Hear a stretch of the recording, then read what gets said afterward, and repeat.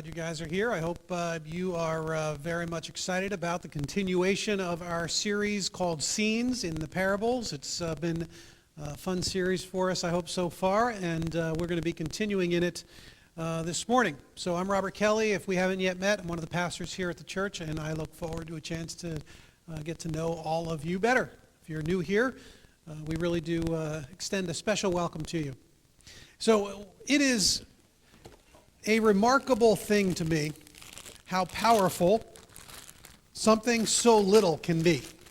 Any fans of little mini Snickers here? Yeah, you got a couple. Here you go.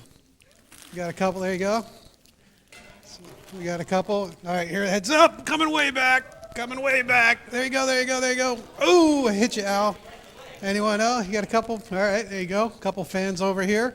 You know, these are very little. And there's a whole variety of them in here. And, you know, they're so little that you don't actually have to worry about eating them, right? Because they're just so little. So you can have one, you know, or five, or a bag. And, you know, before you know it, your pants don't fit anymore. And suddenly you're like, you know, I'm like, hey, babe, are you shrinking my pants? Like, what happened here? You know, I don't even understand like, are you putting them in the dryer? Or maybe you can't be drying my pants anymore because I'm running out of pants that fit, but it's okay because I'm going to go to the gym, right? I'm going to go to the gym. I'm going to work it off, except that today I'm tired. So I'm not going to do it today. I'll do it tomorrow or maybe next week or sometime in November, you know, because really I'm more interested, I guess you might say, in this moment than I am in the moments that may come later. What do they say? It's a minute on the lips and a lifetime on the hips. Because you know this moment matters more than all of the moments. So you know it's the second or third hour of TV for the night, and you know you're going to be shot tomorrow at work. But this moment matters more than the moments that are going to come. It's only 15 more minutes on Facebook. I just got to check just 15 more minutes. But this moment matters more to us. You see, we begin to lose the forest for the trees. We start thinking in the short term and the gain that we might experience or the joy or the delight or the whatever in the moment rather than the long-term play. I think the Bible encourages us to look to the long term. In fact, the really long term. And that's really what our parable is going to be about today, using temporal resources to invest in eternal outcomes. If you could open in a Bible to Luke chapter 16. It's a challenging parable, so it'd be very helpful for you to follow along as we are reading through it. Luke 16, we're going to be starting in verse 1. The parable of the unjust manager. Jesus told his disciples, there was a rich man whose manager was accused of wasting his possessions. So he called him in and he asked him, what is this I hear about you? Give an account of your management, because you cannot be manager any longer. The manager said to himself, what shall I do now? My master is taking away my job. I'm not strong enough to dig. I'm ashamed to beg. I know what I'll do, so that when I lose my job here, people will welcome me into their houses. So he called in each one of his master's debtors. He asked them first, how much do you owe my master? 900 gallons of olive oil, he replied. The manager told him, take your bill, sit down quickly, make it 450. Then he asked the second, and how much do you owe? 1,000 bushels of wheat, he replied. He told him, take your bill and make it 800. The master commended the dishonest manager because he had acted shrewdly. For the people of this world are more shrewd in dealing with their own kind than are the people of light. I tell you, use worldly wealth to gain friends for yourselves, so that when it is gone, you will be welcomed into eternal dwellings. Okay, that is the parable proper, and it is a notoriously difficult parable.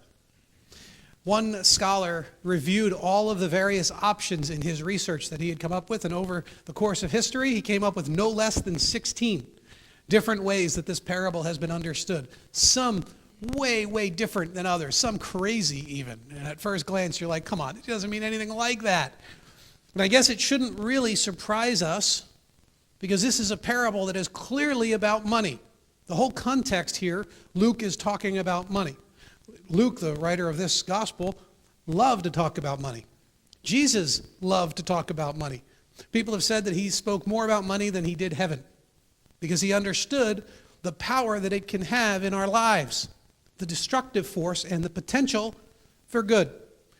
So as followers of Christ, it is time for us to come to terms with the topic of money, to come to grips with some of the more challenging teachings of the Scriptures, to be challenged by the Scriptures when it comes to the use of our resources.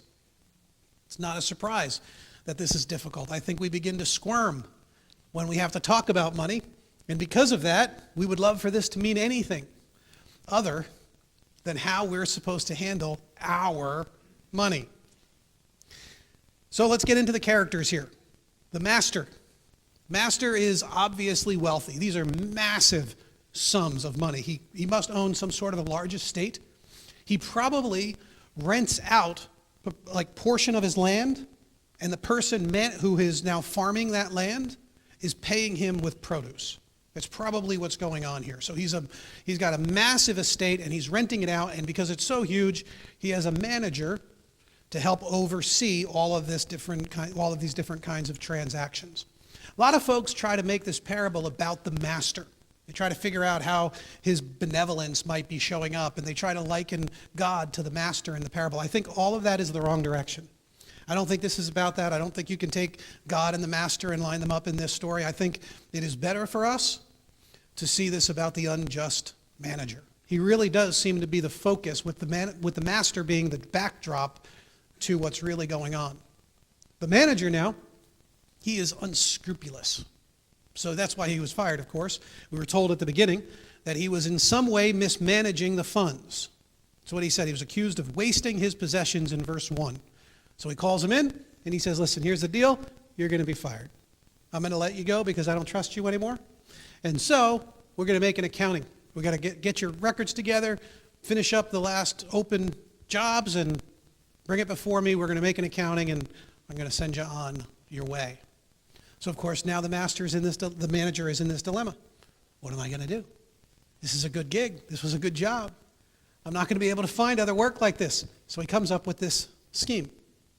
He's going to start cutting deals with all of the debtors. Now, he gives us two, but it seems likely that he went right down the list of debtors, that he just kept offering deals to whoever would take them so that they could have less that they owe the master.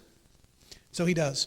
He starts cutting deals left and right, and before you know it, he is putting himself into the good graces of all of these people that he is saving money for.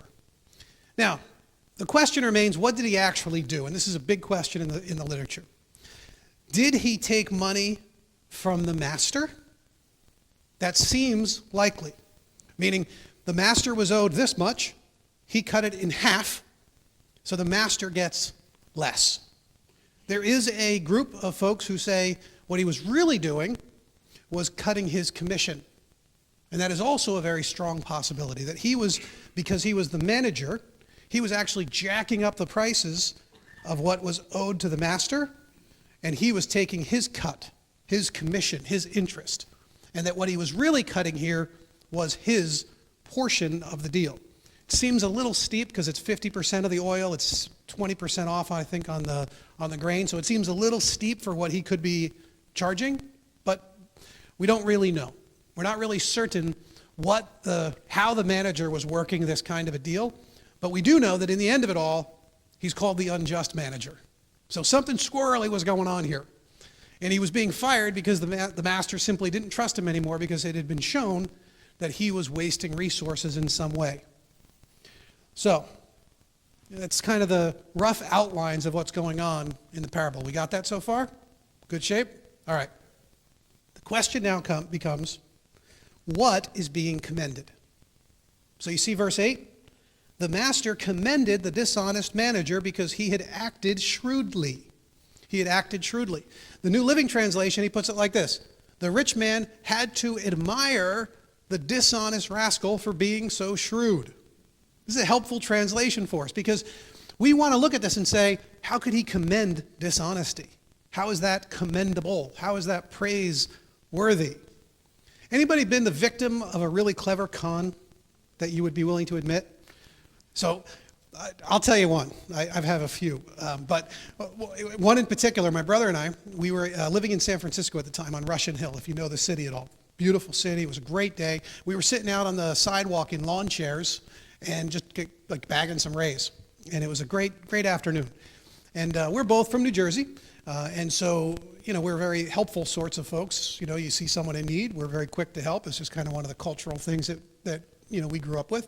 So we see a guy who's obviously a tourist, and he's walking around, he's got this map, and we're like, hey, what do you need? How can we help you?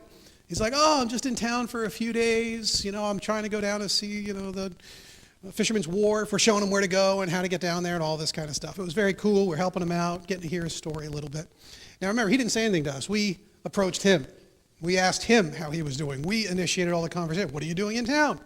And he says, oh, I'm here, for the Aid concert. And my brother and I are like, oh, yeah, we heard about this. They're bringing in like 10 big-name artists, and they're all raising money for like a food thing somewhere in Africa or something. It was big aid. I didn't know what the concert was about. I just knew that Bruce Springsteen was going to be there. And of course, being from Jersey, this was super cool. And we were like, but you can't get tickets to it. It was sold out, forever ago, and they were very expensive. We're like, oh, you're part of that concert. You're kidding me. He's like, no, I'm on the crew. I'm kind of behind the scenes guy, but yeah, I'm helping manage the whole thing. And I'm like, you have any tickets?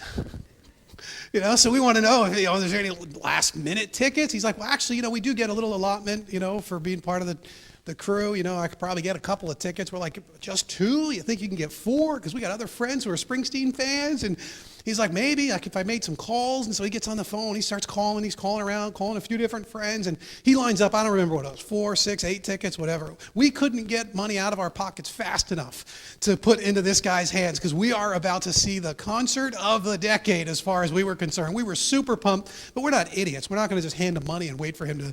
We said, we'll drive you to where the tickets are. And so we do. So, he gets in the car. He's in the front seat. I'm in the back. My brother's driving. We're scooting down. We get into a heavy traffic area downtown. He says, oh, they're right in there, but, man, we are tight on time. They're going to be locking up pretty soon. We're like, well, you got to go get him. Go get him. So, we hand him the money, and he hops out of the car. And at that moment, we realize this is not a great plan. So I jump in the driver's seat. My brother follows him. He's not, because he's bigger than me. He's not even 30 feet behind the guy, maybe 40 feet behind the guy. He's following him into the building. The guy goes into the building, past the counter, out the back door, disappears with our money. Oh, we were hurt. We were like, I can't believe it. We were conned. We thought we were so clever. We thought we were helping the guy.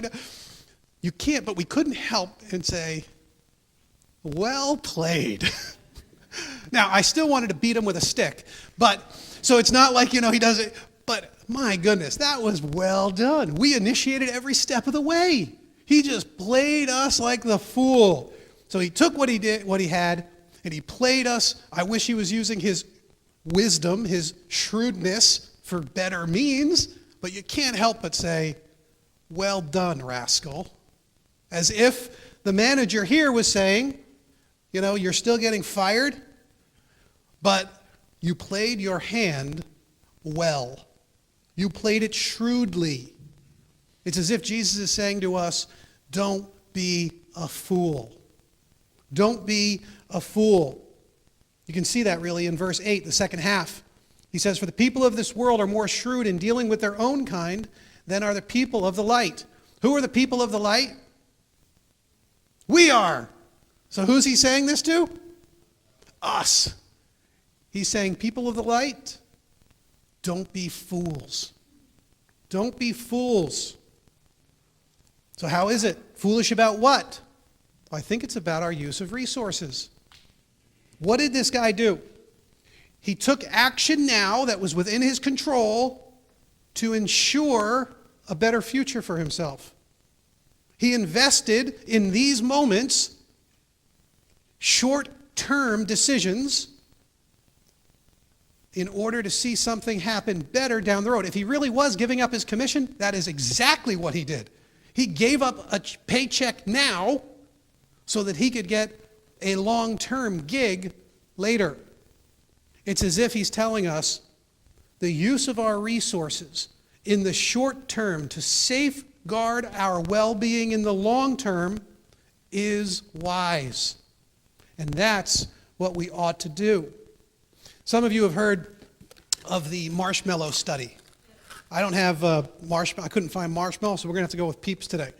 So he's, Peep marshmallows. And so the marshmallow study was a psychological study done with children where they gave a child a marshmallow and they said, you can have the marshmallow now, or you can wait, delay your gratification, and if you can do that while we leave the room and come back, you can get 2 when I return. So this was the test. This is a media about the marshmallow test.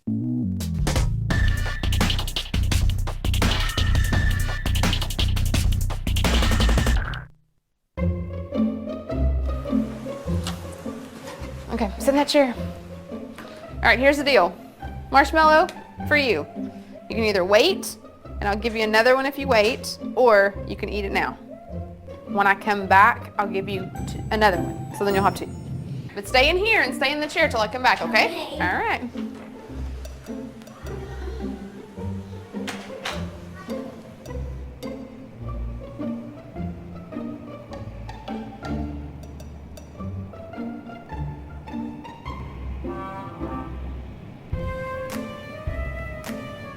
I'm gonna go do something and then I'll come back. It smells yummy. It smells really good.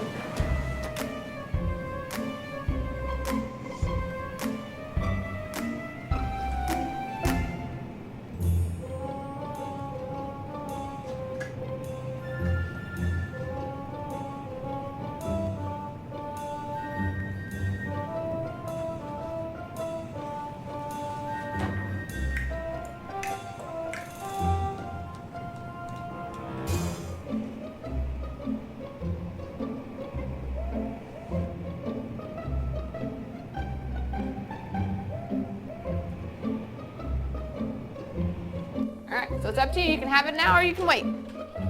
Okay?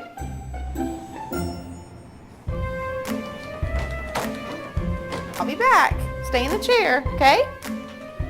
Okay.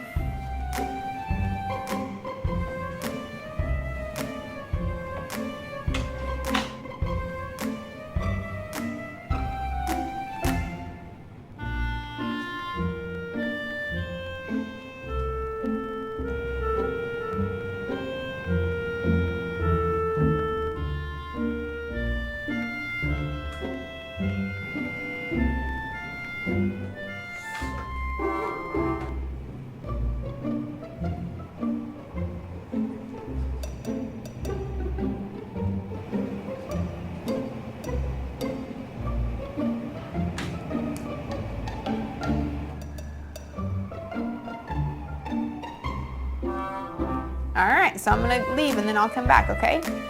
So you can either eat it right now or you can wait. Either way, okay? Okay.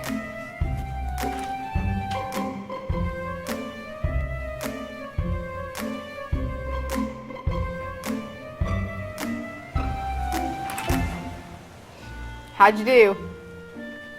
Did you do good? You did? Yeah.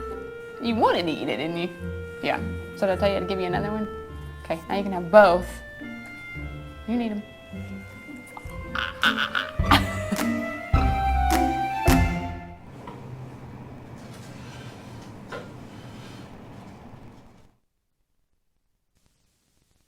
They followed these kids later on in life and saw which group did better with, tests and schooling and all of that. And of course, those who could delay the gratification did better, because it's an essential life skill to not live for this moment, but for the many moments that are to come down the road. And it's as if God is saying to you, listen, I've given you a peep. And if you can just invest this peep now, I don't have another peep for you. I got a box of peeps for you. I got so much waiting for you, things that you didn't even know, you couldn't even imagine. Take it now so that you will be welcomed into eternal dwellings. Take your peep and invest it. And you know what comes down the line? A whole box of peeps. Kinds of things that you didn't even know. Did you know there are orange peeps now? I didn't even know this. I was totally blown away. And that's not where they stop. There's orange peeps. There's Peep party cakes. There's Peeps now that are in the shape of bunnies. God's like, I got Peeps more than you could possibly imagine. I got a giant egg Peep for you. And if that's not enough, I'll give you a chocolate-covered Peep. Oh my goodness, God's like, I got boxes of Peeps. And if you want to compare what the investment today, forget the metaphors of harps and clouds and angels, I got Peeps galore. And God is telling us, invest now in these moments, in the temporal, for eternal gain. Giving up what is considered in his economy, kingdom economy, small, for something big, for something great. Now you might say that sounds a little bit self-centered. Philanthropy based on self-interest. How does that line up with the Jesus ethic? And I can't really develop that idea right now, but I would challenge you to recognize that we don't make a single decision. We don't go left or right without our self-interest at the center of it.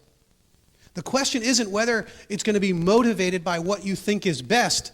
It's whether you realize it is good for this temporal moment or some eternal good. Everything we do is motivated by self-interest. Whether we realize it or not, every step we take, every decision we make, and the scriptures regularly address that reality. One scholar, he put it like this: Jesus calls for radical self-renunciation, but only because in denying self, one truly finds self. What perspective are you living in? For this moment or for a multitude of greater moments later?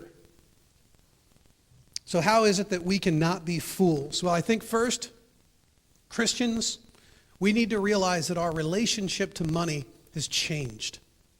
When we signed on, when we decided to surrender our lives to Christ as Savior and Lord, our relationship with our money changed.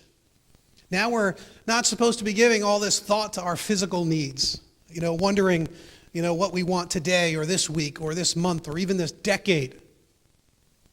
Rarely do we think about the reality of our forever. And that is a fundamental shift that ought to take place in the mind of the follower of Christ. Money is to be used wisely with kingdom economics in mind, not the world's economics in mind. I think here and elsewhere, Jesus is making it clear that the material resources that we have, the money that we have, isn't ours. This is contrary, especially to the American mindset. What we have is ours. I earned it. It is mine. The scriptures say no. Here and elsewhere, Ephesians 4:28, Paul's speaking. He says, anyone who has been stealing must steal no longer, but must work, doing something useful with their own hands, that they may have something to share with those in need. Why do you work? Because it's yours? You work so you can share. Because it has been entrusted to us, his resources in our hands to do his work. This is a fundamental shift that takes place in the mind of the follower of Christ, and it is a radical shift. And then he tells us, I think, the next step for us, verse 9, I tell you, use worldly wealth to gain friends for yourselves, so that when it is gone, you will be welcomed into eternal dwellings. I love this picture because I think you can take this quite literally. This goes far beyond our kind of concept of giving sort of generically and anonymously and all that. I think what he's saying really is spend your money on winning friends so that you can influence them for kingdom good. Spend it in such a way that people will be more inclined toward the kingdom principles in this world. Years ago, Cheryl and I, we were working with a church, and we were right out of school. It was my first pastorate, and it was quite a few years ago. But we didn't have two nickels to rub together, and we had made a friendship with this couple, and she was a Christian, he was not a Christian, And he wasn't really connected to the church. He was more of a kind of scientific mind and wasn't really interested in those kinds of things. And yet one day at a party, he and I really hit it off. We really formed a great little friendship. But the way that friendship was starting to develop is that we would do things together. But their tastes were way out of our reach. Like a day out with them would be, a full day of babysitting, train to the city, dinner at an expensive restaurant, and a show. And then coffee and dessert afterwards. It's like $500. If we did that, it meant that like rice and ramen for like the rest of the month. Like this was a serious decision for us. But we honestly felt like this was a way that we could use our resources for some heavenly good. A couple of times like that, finally they moved and we were like, oh, that was so helpful. They're gone. But later on we find out that, he got involved. He actually became a follower of Christ, got involved in his local church, is now helping others find Christ, and he's teaching, he's helping people grow up, he's leading Bible studies and all of this. Now, I don't know what part we played, but I feel like we may have invested our earthly resources for an eternal good. Who knows how many generations down the road that goes. Many of you know Conrad and Kelly. I know they dedicate part of their resources every month to develop their friendships with people who are far from God. They spend time and money doing that. A decision that they've made. Matt and Christine, you go to their house in the summer, and they've got kids from the whole neighborhood jumping in their pool, eating their food. That is not cheap. You know how many trips to Costco you got to go to feed all those kids? And they're getting big now. They really eat. But they do this with a kingdom perspective. Maybe for you it's a decision to, how you will figure out to use your resources. Sponsoring a kid for VBS. One year we had someone sponsor 150 kids to go to Vacation Bible School. Amazing. Investing today's resources for an eternal good. This urge, when you see it, when you feel it in your heart, the urge to be tight-fisted, challenge it. And ask whether this is an opportunity for you to be crazy generous instead.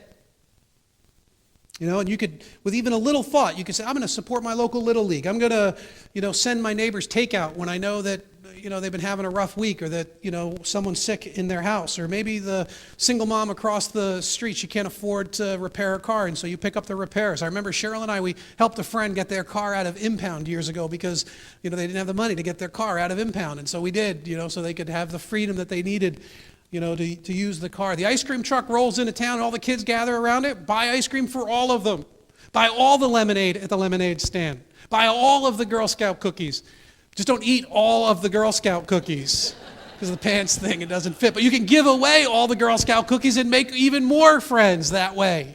You see, with even just a few moments of thought, you can come up with hundreds of ways to literally build friendships with your resources for eternal good. But of course, it goes beyond that as well. You can figuratively gain friends and invest in eternal outcomes. Think in terms of the creation. We have the creation of all things. Then we have, after the creation, the fall. Everything was perfect, we broke it. Everything was damaged, our rebellion against God. And after that, the great story of the Bible unfolds in the redemption plan of humanity. The work of Christ on the cross for our behalf. And this is an amazing message. This is the heart of who we are at Beacon. Why we do what we do, because Jesus Christ really can save you from your sin, save you from your rebellion. That's an amazing message. It's a wildly important message, but that isn't the full message. And many of us stop right there. There's also now the restoration of all things. It's the return, the rejuvenation, the renewal of the broken creation. It's the healing of the wounds. It's the wiping away of tears. It's the binding up of the broken. It's the story of restoration. And now you can use your resources in this world to participate in this cosmic restoration, to return things, to begin your part in returning things to their former glory.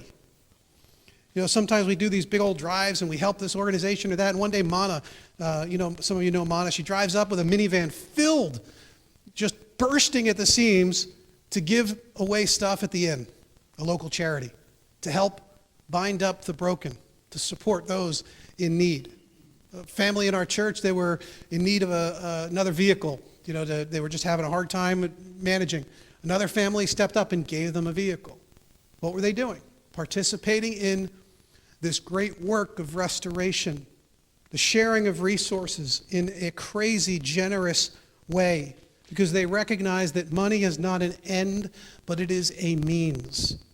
It is a means. You know, we're not to be taking our resources and sort of miserly counting them and hoarding them, but investing them, planting them for a harvest of crazy generosity that serves others and meets needs all around us, so that the work of God's kingdom here in the world can go forth.